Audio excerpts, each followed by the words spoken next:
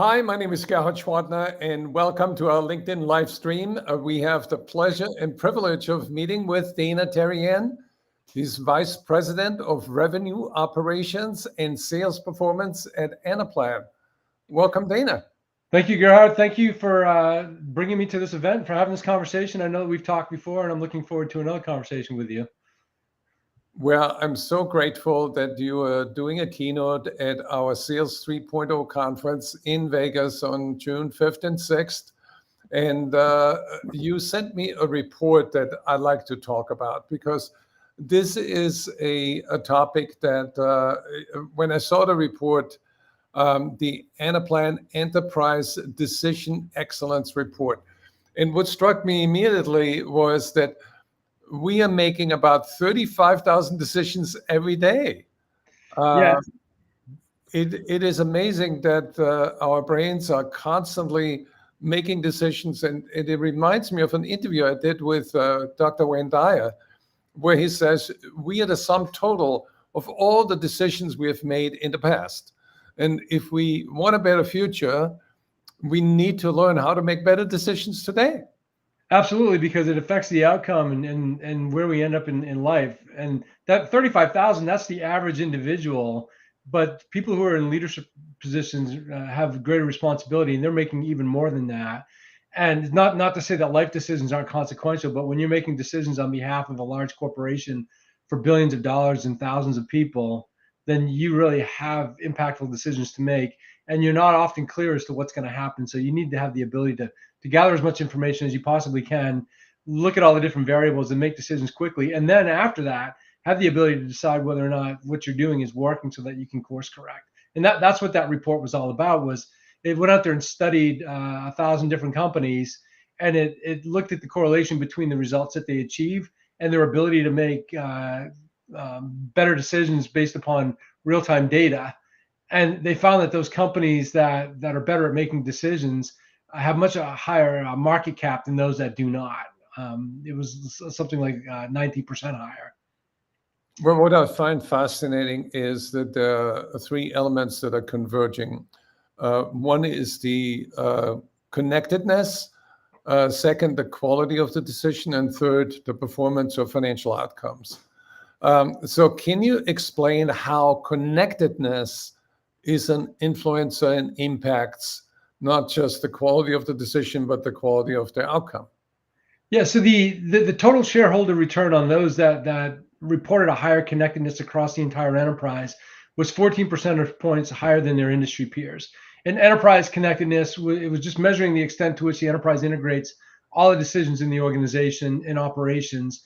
And then there was also a decision excellence index that evaluated the company's ability to make informed and effective decisions as well. So enterprise connected with decision excellence. So their ability to gather all the individuals in the organization and then consult with them quickly, either digitally or in person. And then the quality of the decisions that they're able to measure is what the report really focused on. And I think 14 percentage points higher for total shareholder value was pretty significant. Not only that, they found that those companies, 43% less time spent on unproductive meetings, 25% increase in focus on critical matters, 28% greater likelihood of making data-informed decisions. So it's kind of intuitive if you just think about your own life and your ability to make decisions that are going to affect your future. How able are you to do that? How confident are you? And how confident are you in your ability to measure whether or not you make the right decisions? At a larger scale and a much larger corporation, it's harder to enforce discipline because there's more people involved.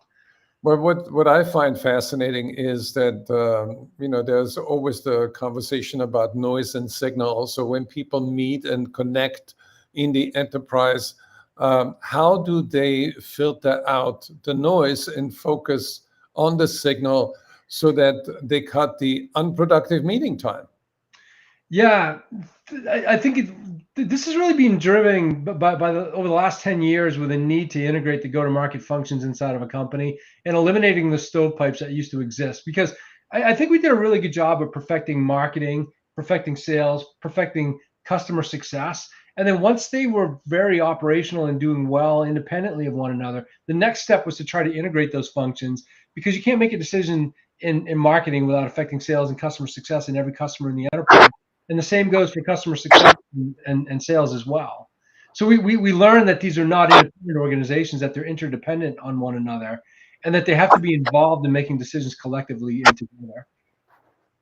So how do you cut the unproductive meeting time? What skills are needed, or what processes are needed in order to make this happen? It's having access to the information without having to call individuals into your office to present it to you.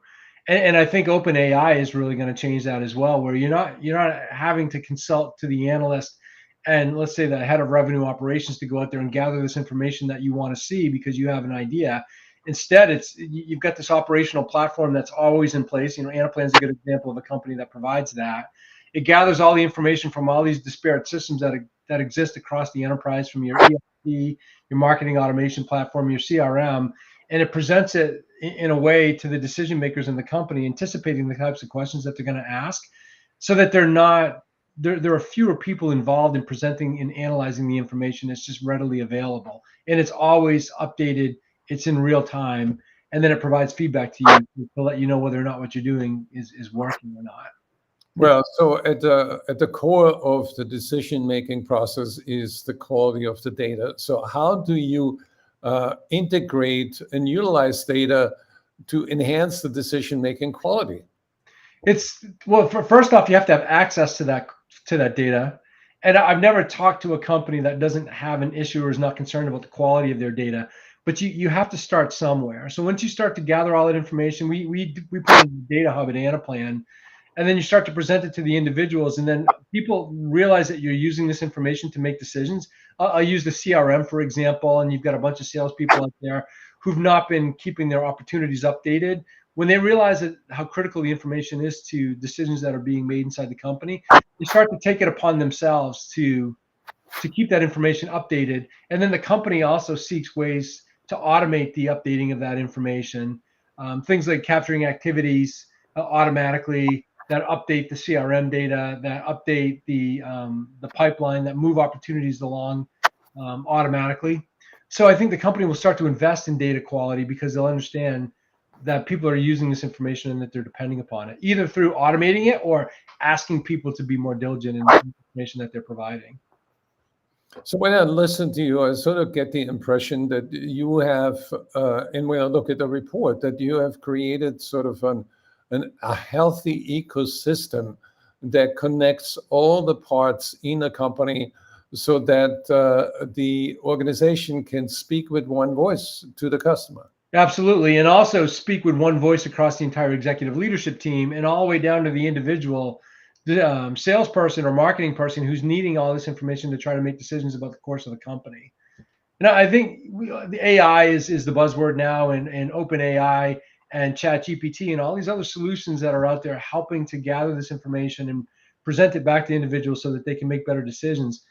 There's no way that these systems are going to operate inside the enterprise unless you're able to capture all that information in one place, and then sitting as a layer on top of that. And then with Anaplan and the modeling ability that we have, you can start to do the scenarios to say, what if I change this? What if I hire more salespeople? What if I exit this market? What if I invest in this campaign? What can we expect to happen? And then what should we do? So you need to have that platform in place so that you can make those types of decisions. Well, it's sort of inspiring the way you describe it. It's like the way of the Tao, where everything is interconnected. How do you sort of explain that philosophy to future leaders?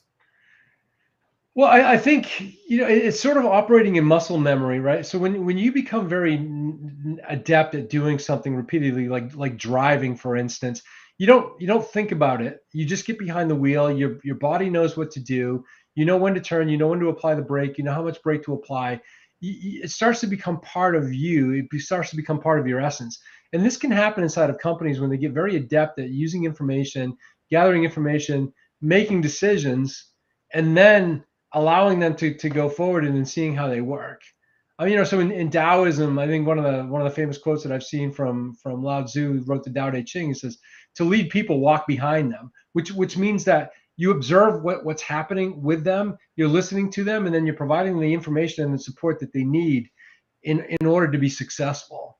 And if you think of sales and marketing, we have a lot of really smart people in those organizations who are out there making decisions. You don't want to micromanage them. You don't want to make decisions for them. You want to empower them with the information so that they can make the decisions on their own. And I think that's what's really changing, is that we're disseminating decisions down to individuals so that they can make better decisions in the moment. And we need to be able to provide information through these types of platforms. Well, this is a good description of what the ideal state is. And what is the gap that you measured in your survey between that ideal state that you describe and where people are right now? Yeah, the gap. So not only do those individuals who do well at this outperform the market by 14%, but the ones that don't are significantly behind. So that these organizations are 14% ahead, while the ones that are not adept at connected planning and decisiveness are 8 to 10 points behind the baseline. So really, there's like a 20-point delta between those that are doing well and those that are not doing well. I mean, and you know, you've been around for a long time, and you've seen how companies have evolved. The speed at which decisions have to be made is so much quicker now than it ever has been before, because competitors are entering the market very quickly. Innovations are happening much faster than they ever did before. You don't have 6 months to gather the information, have somebody do all the analysis, go back to the executive team, and then ask them to make a decision about what the course of the company is going to be. Because in that 6 months, everything's probably changed already. It needs to be in the moment.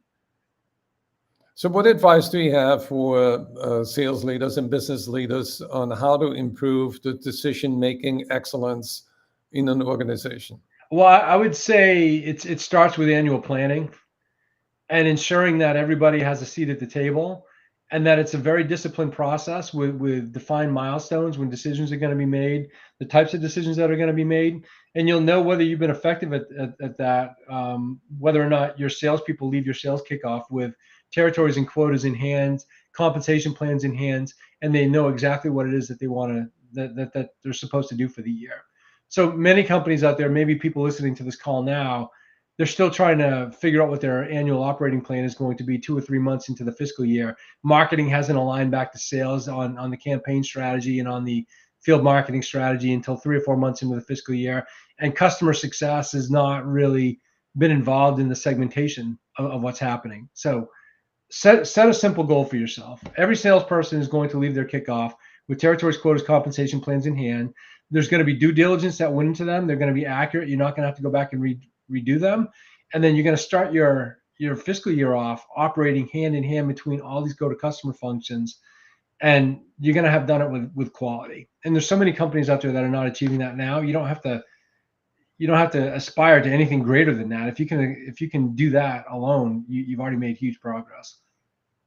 How would you describe an effective decision-making platform? Is that a unique technology that hasn't existed before?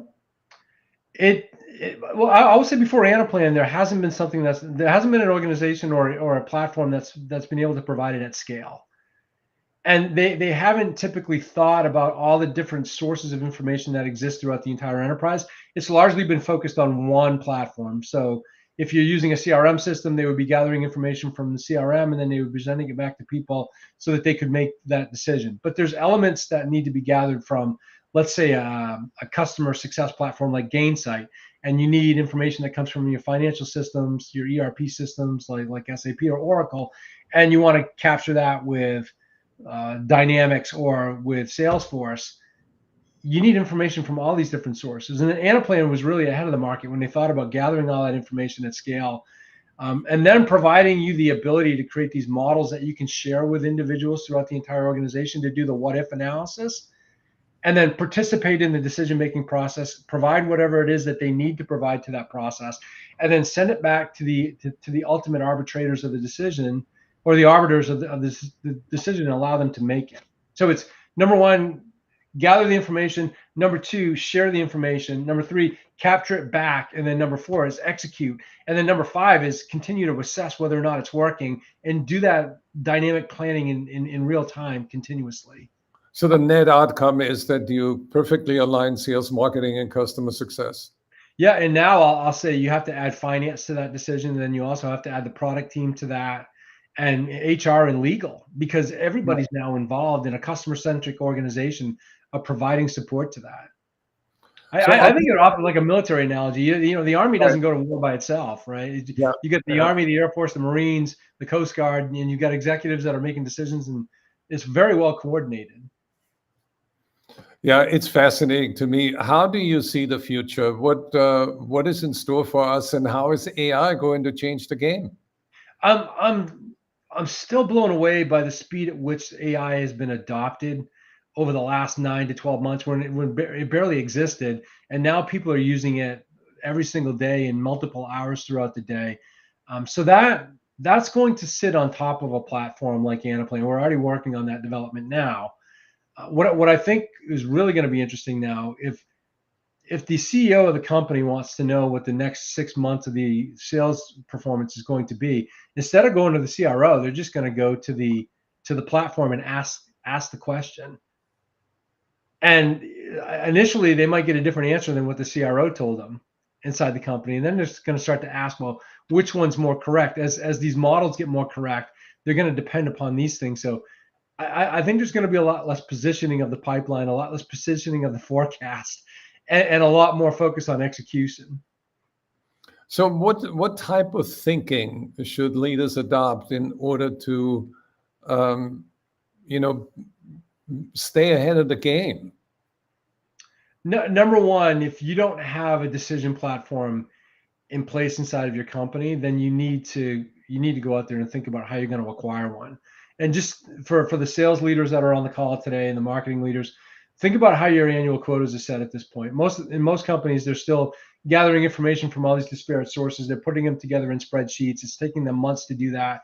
The accuracy level is low. They're emailing these spreadsheets all the way around. They're gathering them back, and then it basically results in low quality, delays, poor execution. And if you're setting yourself up with a poor execution plan for the year, you're just going to try to forecast your way out of it, and you're never going to be successful at that. So invest in a platform. Just get it over with. Make the decision. It's time to get on board. I think that's sound advice, but I think that the whole topic is really about planning for your success, having a good strategy, having great people aligned through the decision-making, the technology, and keep the customer in front and center of the enterprise. Does that make sense? Yes, absolutely. And figuring out how they can continuously delight that customer and ensure that they're going to continue to be a customer for a very long period of time. So Dana, when you come to Vegas, what can people expect from your keynote? Do they get a report of your survey? Yeah, we can provide a link to this report so people can download it and see it on their own, and then they can study and evaluate how their company is performing against these metrics that were put into the report. And then you and I will have another great conversation in front of an audience, and then we have an opportunity to speak to people during that entire event. So I'm looking forward to being there, and I hope everyone on this bridge right now plans to join us. Awesome. Yeah, there will be a link below. We are recording this live now, and as soon as we're finished, we have a link that you can download that fascinating report. Thank you, Dana, for your time and for your insight, and congratulations on your success, and I look forward to seeing you in Vegas. Well, thank you. And